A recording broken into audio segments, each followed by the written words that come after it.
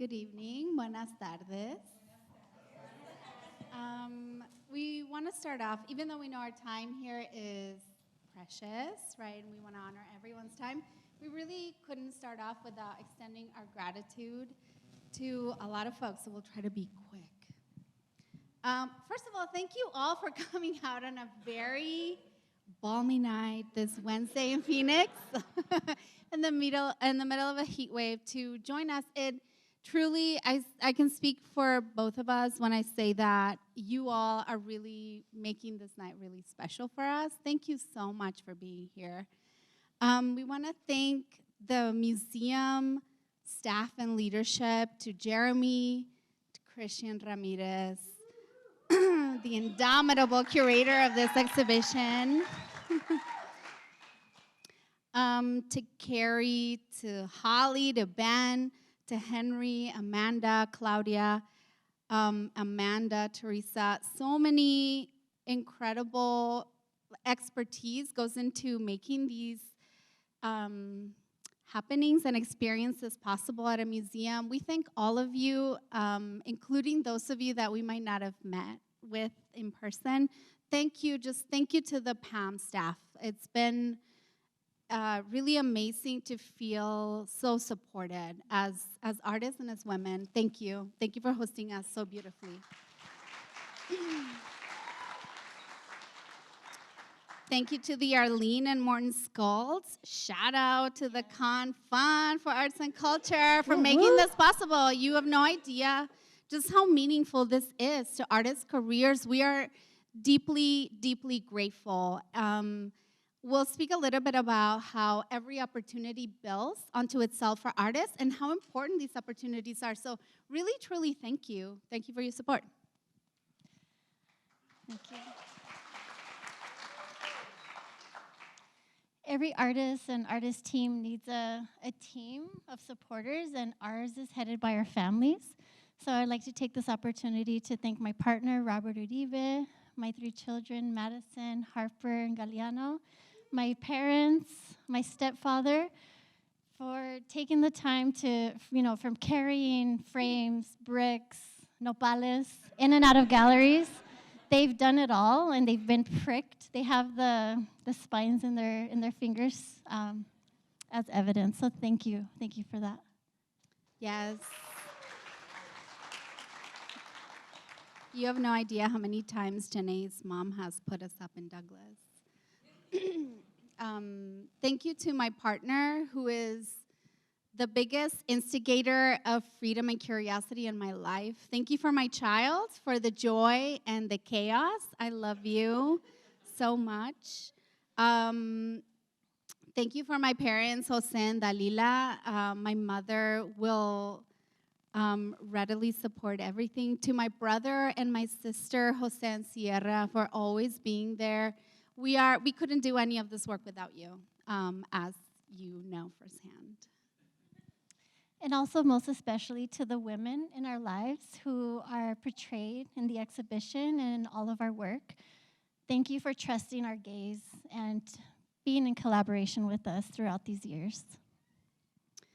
Finally, and very specially, we share the joy of this new series of work, Living Altar, with our amazing collaborator, Ami Robles, who's here this evening. Woo!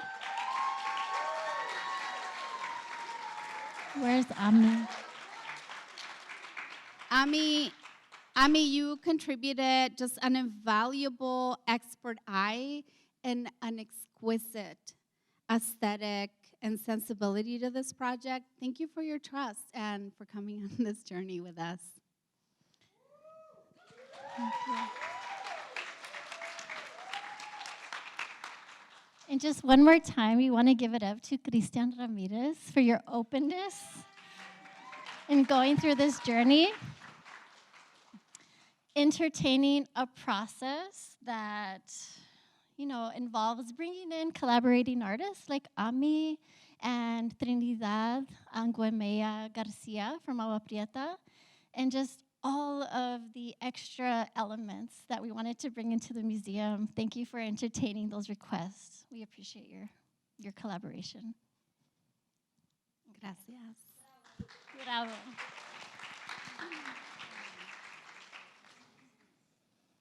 Okay, so to begin our talk, we wanted to provide an image of a place that means so much to both of us. This is home. This is an aerial image of Agua Prieta, Sonora, and Douglas, Arizona. And this is a place that Gabriela and I learned that we both, had a deep sentiment for early on in our relationship. We met in 2009 at ASU while taking a course called Border Art. Thank you to Doctora Amelia Malagamba for making that course possible. And early on, we learned that we crossed the same border frequently, and we possibly traced each other's paths in northern Sonora and southern Arizona. Let's see. I'll cross. The work we were making in grad school, I think, resonated with each of us in different ways.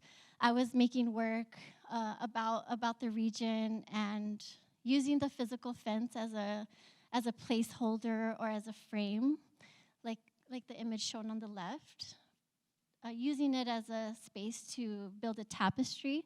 And then on the image on the right, Gabriela was making prints and installations about her childhood. And if you can see the image of the hamburger playground element, I don't know what that is. That's from Douglas, Arizona, at the Burger King that you could climb into and imagine that you were in jail, right? And Yeah. That's me and my brother. Right, I think right there's up there. my DNA is in there, right? And Gabriela's DNA is in there as well. Yeah, it was really incredible to find out that my dad, we lived in Chihuahua at the time when I was young, but Chihuahua says. And so my dad had a business, and he would come every couple of times a year and bring detritus to a mine in Bisbee and Douglas. And so I would actually come all the time. We wondered how many times we must have passed each other on the street in downtown Douglas without knowing each other. Yeah, so imagine viewing this image in grad school in a critique, and I think it brought me to tears at one time. I couldn't believe that, like an image like this from my hometown, it felt so close to me. It was, and I was new to the program, but it was presented as a precious work of art. So it empowered me as an artist. And I think shortly after that, we were like, hey, do you want to collaborate in a pass, between classes? And she said yes. She said yes to me.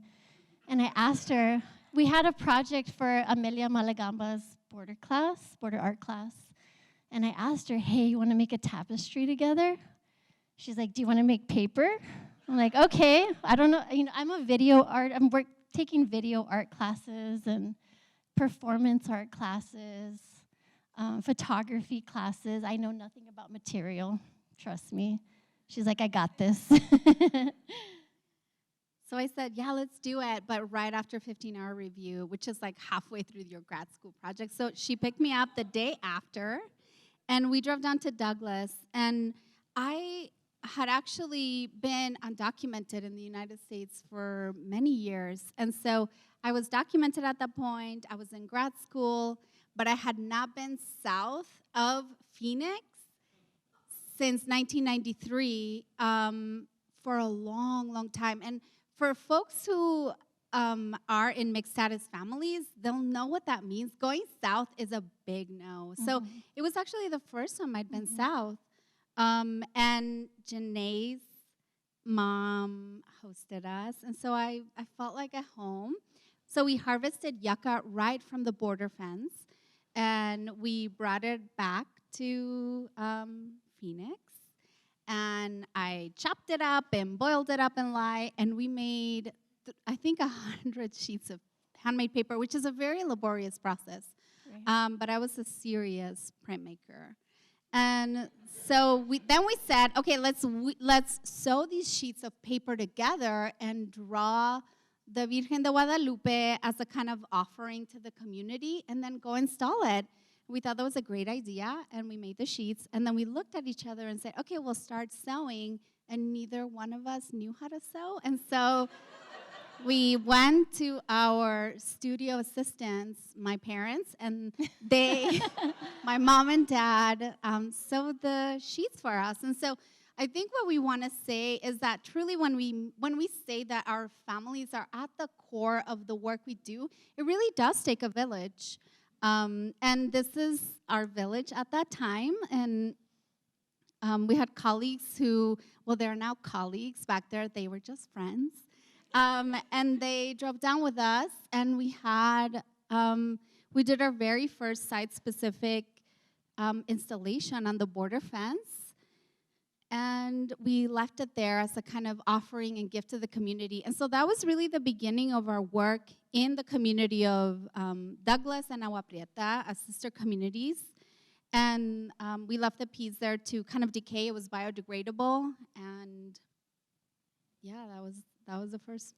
We stayed together after that. And we got an A on the project. You can imagine.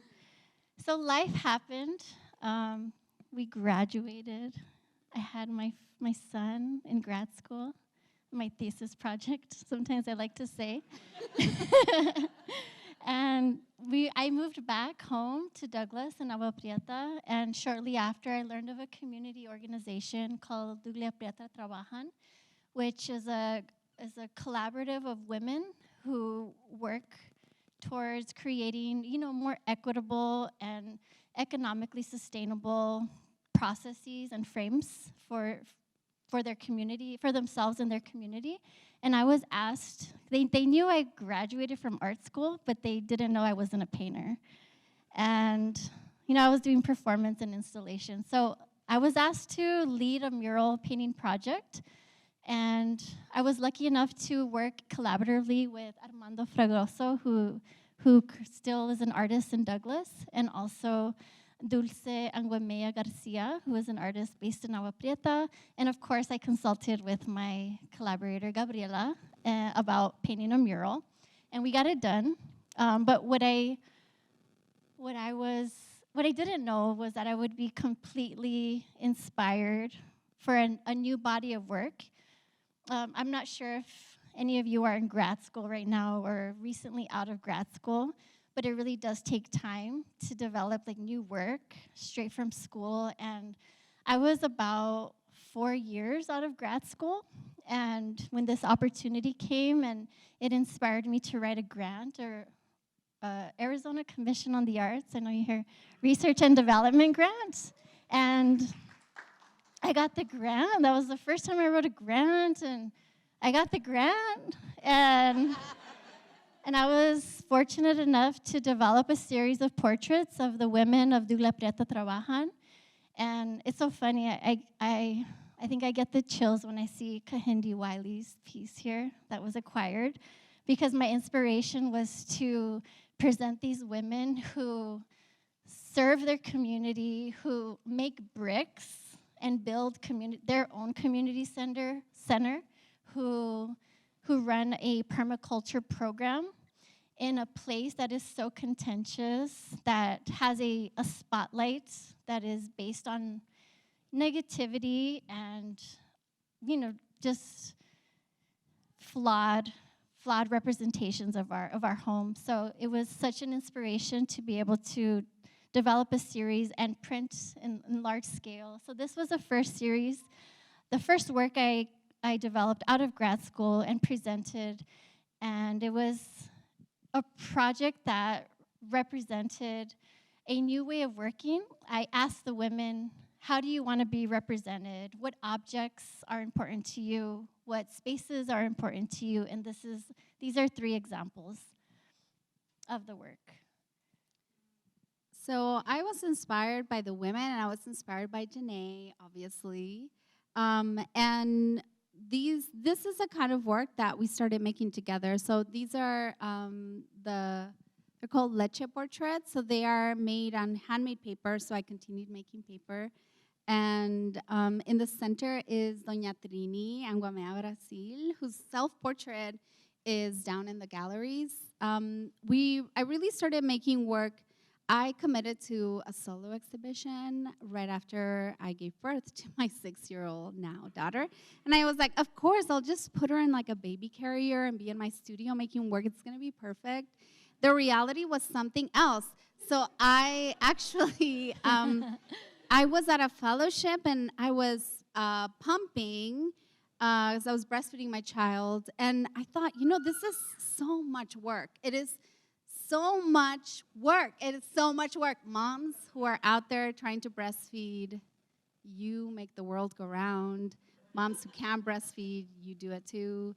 And so I thought, what if I was super sleep deprived. I thought on the airplane, what if I go home and make my own ink, just like I make my own paper? I'm going to make my own ink out of breast milk and earth. And then I told my mom, and she's like, you always have the crazy ideas. And then she brought out like a sifter, and we started doing it together in their backyard. And I started making these prints. That's my mom, Dalila on the right. That's my aunt, Alicia on the left, and Trini in the middle. And so we started making really artwork about women who inspired us, women who nurtured our lives, and women who made our work possible. Okay, so 6 years later, we got another idea, an invitation, and we were invited to be part of the When Push Comes to Shove Women in Power exhibition at the Scottsdale Museum of Contemporary Art.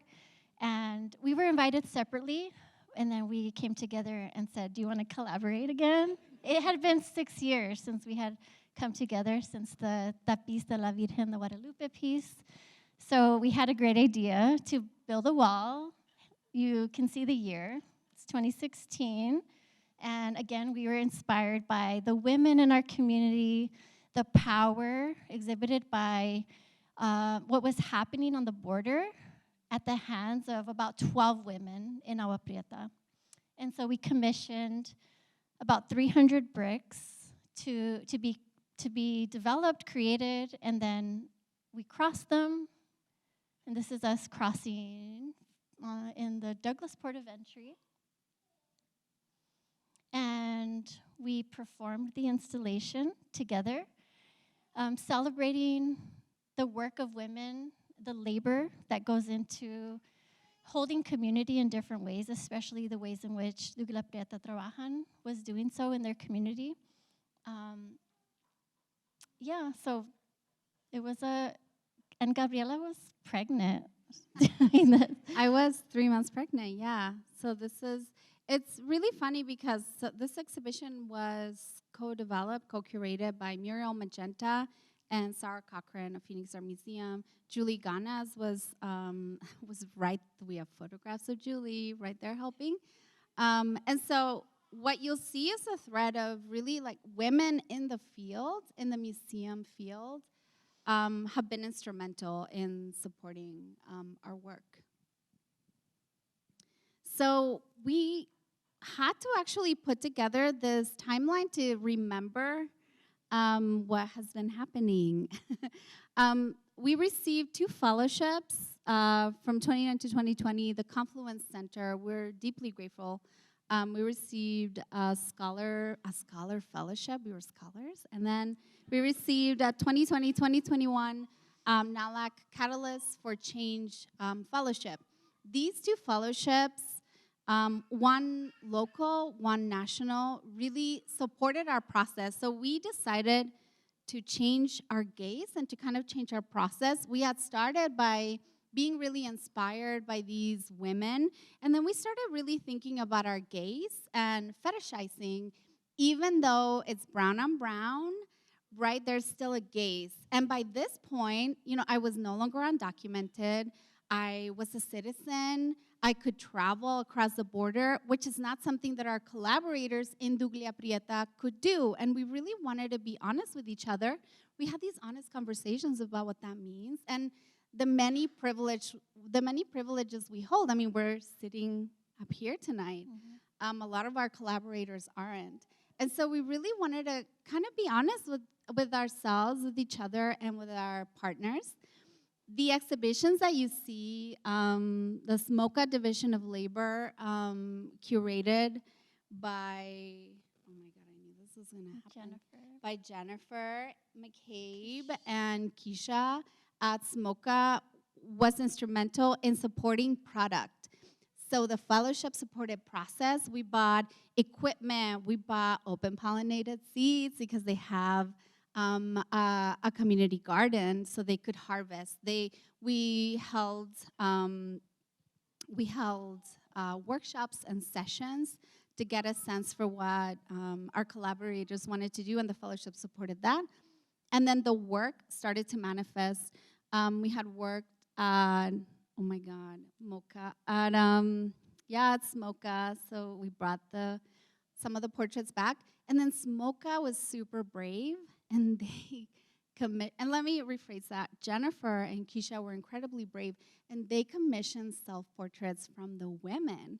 So now the women were no longer just an object of inspiration, but they were artists making self-portraits. And SMOCA paid the women retained ownership of their product, and then they also produced the artworks. So here's a screenshot of sort of our artistic process during the pandemic. We received the fellowships in early 2020. We made plans for in-person convenings and workshops, and then border closed. I mean, everything closed, but the border closed, and things shifted for us. So in this format, we were able to work with the women in developing image-making workshops, learning about how to use a DSLR camera, what it means to make a self-portrait, and how they would like to go about that process themselves. So here's a few images. This is pandemic times. We made flyers for our virtual convenings for them, but these are artifacts of our fellowship that really documents how we organized time and also compensated their cognitive labor and also the labor that was put into making artwork for the various exhibitions. We are deeply indebted to the women of Dougla Prieta Trabajan for trusting us in these processes, but also for engaging or inviting us into horizontal learning situations that they're already doing or we're already doing and continue to do in their community. They taught us skills like how to make bricks, as well as how to make chicken soup, starting from the beginning, as you can see on the slide on the right. So we were able to document that process, make artwork about it, and then on the slide on the right, you can see the women already, I would say, feeling comfortable with the equipment, and after killing a chicken, making self-portraits, right? We had already been making portraits of them for several years by now, and they were already taking agency, working with their own children, their own family members and other members of the collective to decide and to really, to press the shutter and have control of the camera. Yeah, I just want to reiterate, this is really when we began our relationship, our professional relationship with Ami Robles, because she was instrumental. So Ami was located in Agua Prieta, Sonora. So Ami's position in these fellowship projects was quickly elevated out of necessity and honoring her expertise. And so she became the on-site person. So Janae was in Douglas, and I was in Phoenix, Arizona. And so the three of us were in 3 different geographic locations working together via Zoom, sequestered during the pandemic. So these are the self-portraits that Smoka commissioned from Douglas Prieta Trabajan. And they have traveled. So after this exhibition, you can sort of see how the image on the right, I think this is your slide. Go ahead. Okay. So the image on the right is a self-portrait by Doña Trini. The image in the middle is a portrait I did of her, and you can kind of see the timeline. And then the image on the right is the portrait that Janae did when she first started working with them.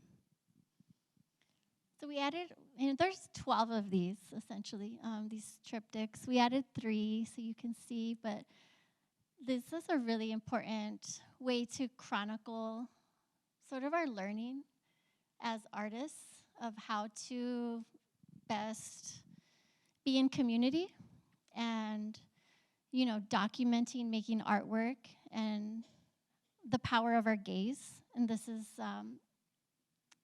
really special for us to see in this way.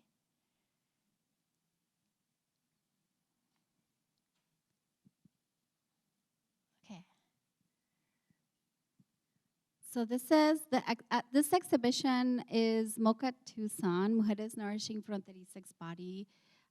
It was curated by Laura Copeland. Thank you. I'm terrible with names. With Laura and then Alexis Wilkinson. And Mocha was, again, really brave. They traveled a lot of the work.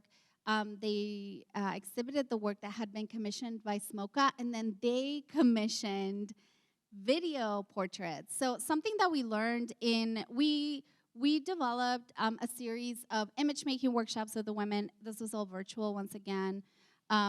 We had purchased photographic equipment, so cameras, printers, computers, and this was all left in Agua Prieta, Sonora through the fellowship so that they could then continue to teach photography workshops on their own within their community, independent of us and any of this work.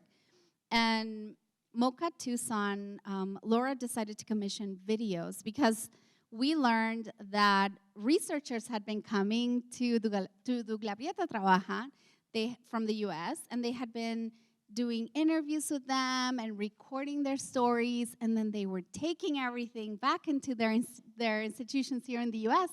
And the women said to us, they come and they listen to us and they record us, and then they take everything. Mm-hmm. And so we thought, what if you tell your own story, and what if you make your own videos and you own them and you keep them, and then you you begin to develop a kind of knowledge repository and historical repository of the organization, your families, for your children and your community. And they knocked it out of the park. Yeah. And they made some really absolutely beautiful pieces. So these were commissioned by Mocha Tucson and exhibited there. And then they traveled to Juarez. So the entire body of work grew and grew. And it crossed the border into my home state, Chihuahua. And we were hosted by Cristian Diego into this really beautiful space at the Juarez, Museo de Arte de Juarez.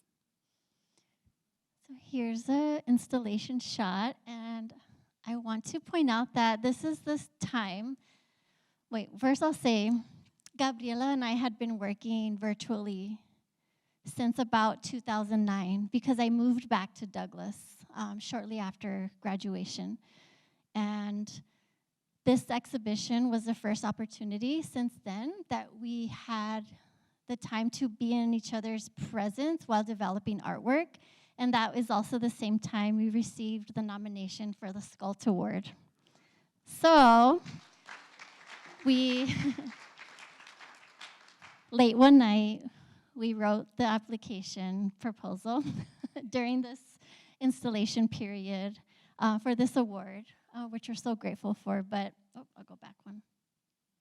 So it felt like a mini residency. We spent several days, not only crossing the work, but the installation and the creation of new brick pieces really took some time, and it was really special to spend that time together.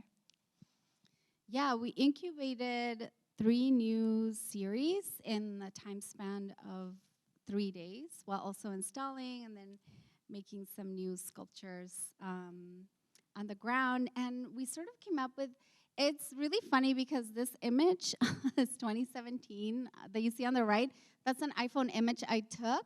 One of the times I traveled to Douglas on our way to Doña Rosa's house to see Janae.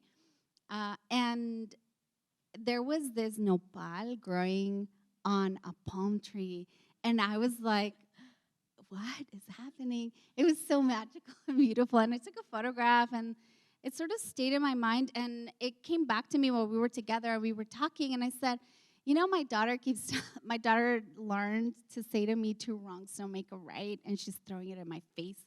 And we were talking about this. We were talking about our children. We were talking about our work. We were talking about, and then we thought about the species and about the fact that palm trees are such a kind of image for Phoenix. And we decided to make a series where we would have these nopales sort of, I don't know, like hang out on these palm trees and kind of live off of them. You can take a nopal, dig a hole on the ground, plant it, and it'll literally keep growing. Nopal pads will literally grow off of dying nopal pads if you cut one off. It's kind of a miraculous plant. It's indigenous. Mm-hmm. Yeah, so here's the image. This is 2 houses down from where I grew up, and it's thriving. And so we thought about, what does this mean? Okay, the palm tree isn't native to the land. The nopal is. And there's this symbiotic relationship taking place. 2 wrongs don't make a right. But there's still something really beautiful happening, and they're sort of feeding each other. And what does that mean? And so that was the inspiration for the piece that you might see in the gallery, or you might have already seen.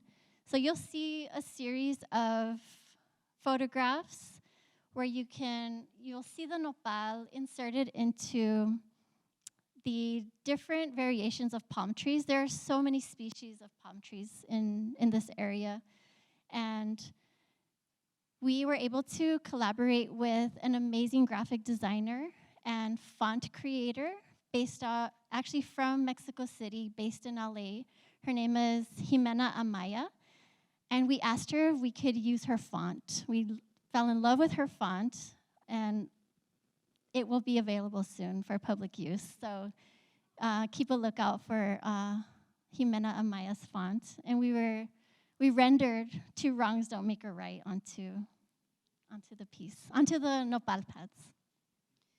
Yeah, so this is some of the work that our colleague Ami is making on the right that Janae was experimenting with, inserting cactus needles into her skin, and then the layering of mud and breast milk that I was doing. And we thought, what if we came together and we brought our technical elements and technical expertise, and together we developed like a new series inhabiting the landscape in a different way, right? Not through a male gaze or a gaze of fear, but through a celebration of the female brown body as a natural element in a desert landscape.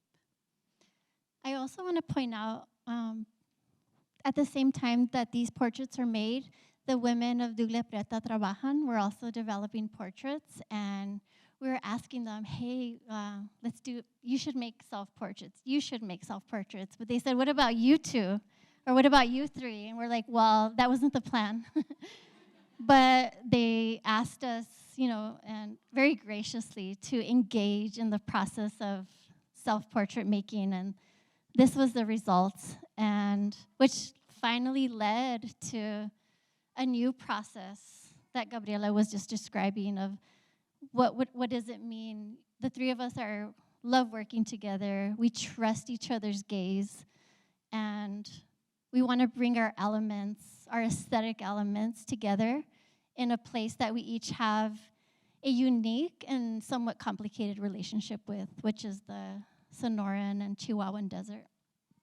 Yeah, so learning from the experience we had in Juarez 3 months prior, we said, what if we organize a sort of mini residency for the three of us, and we take time and we spend 2 to 3 days together just image making and making work together. And the results of which you will see Living Altar down in the galleries.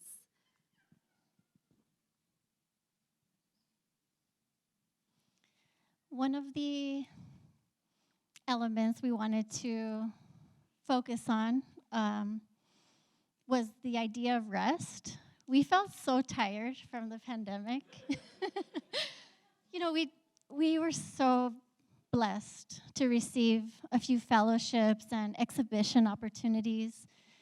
We made several pieces titled Labor, which were so laborious, that involved 312-pound bricks, you know, the moving and all of that inspired us to take a moment to say, let's place ourselves in the desert restfully and make sure that we represent how the idea of belonging, right, is at the center of how we see each other and how we're coming into ourselves as artists. Yeah, we really wanted this body of work to be about the self-adoration of our own bodies, each other's bodies, in the landscape. Brown bodies deserve rest. They deserve belonging.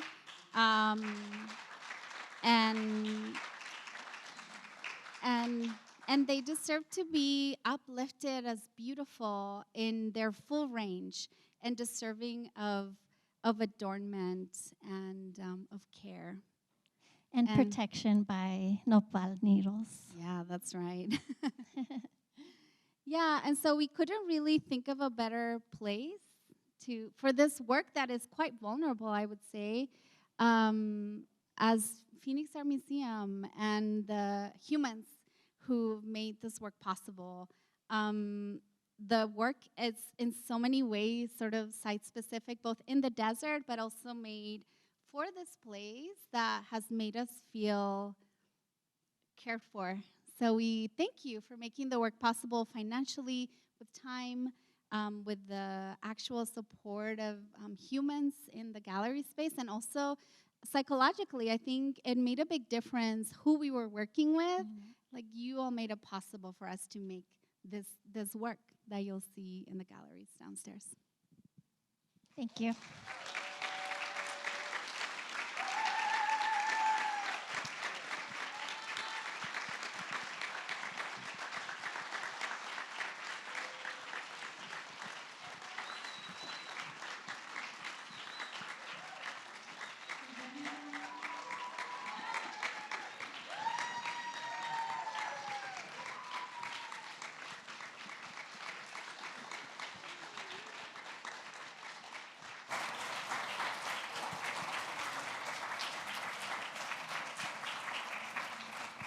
Thanks, guys. That was amazing.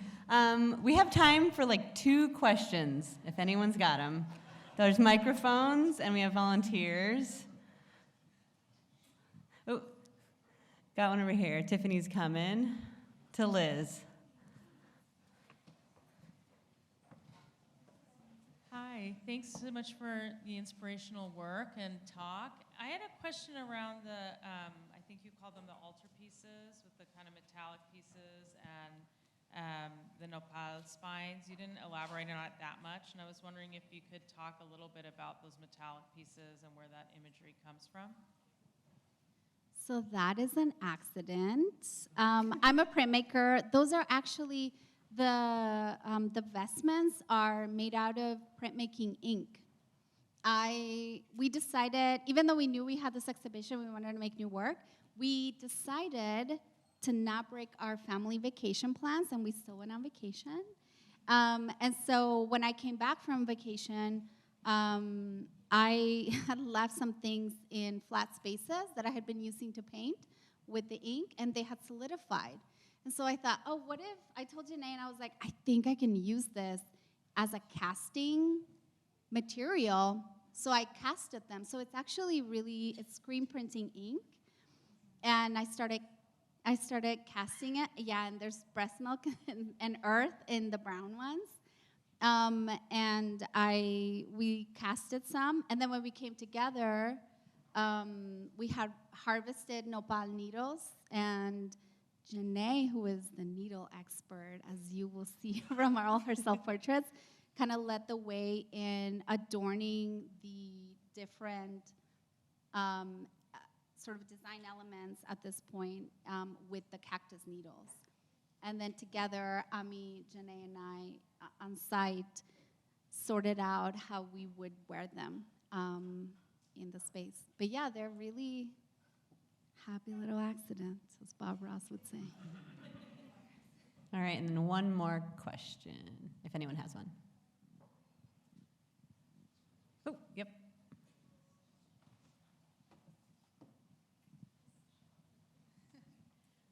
Beautiful, beautiful work. Congratulations. The question I have, obviously a lot of your work was around the theme of gaze. So I'm curious about your observations on the self-portrait process when they were kind of figuring out their own lens and their own image, and also what you discovered about each other when you were trusting each other with the gaze of the other. Yeah, I think I got most of that question.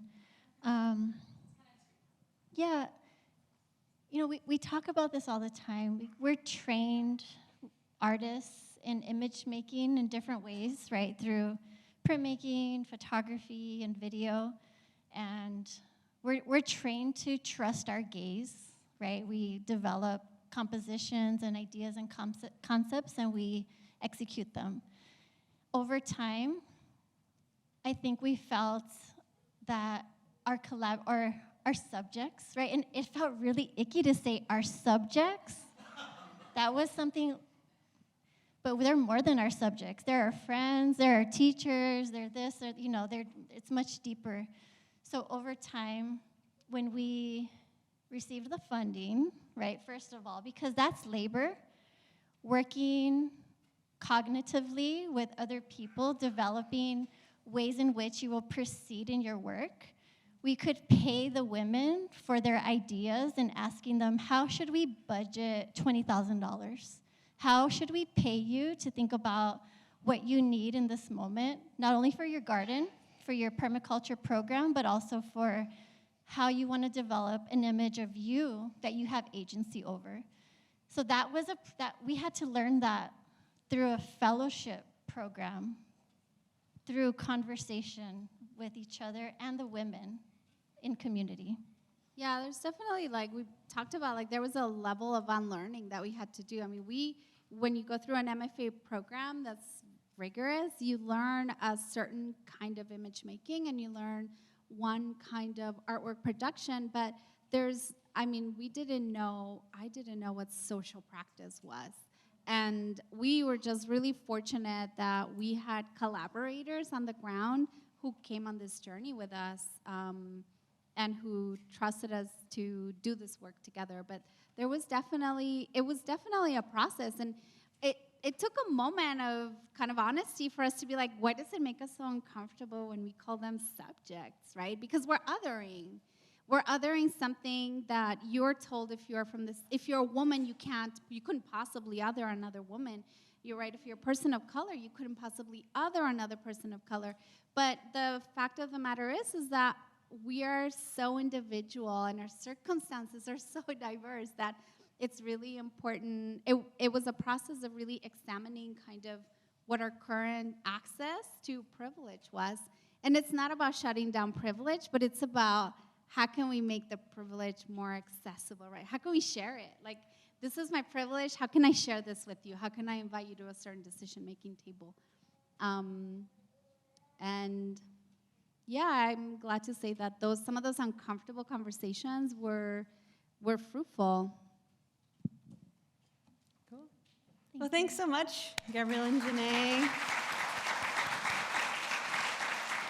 And thank you all so much for coming tonight. Please check out the exhibitions downstairs. Alex and Yadi, thank you again, too, for your participation and your trust and patience in this process. But yeah, have a good night. Thank you, guys.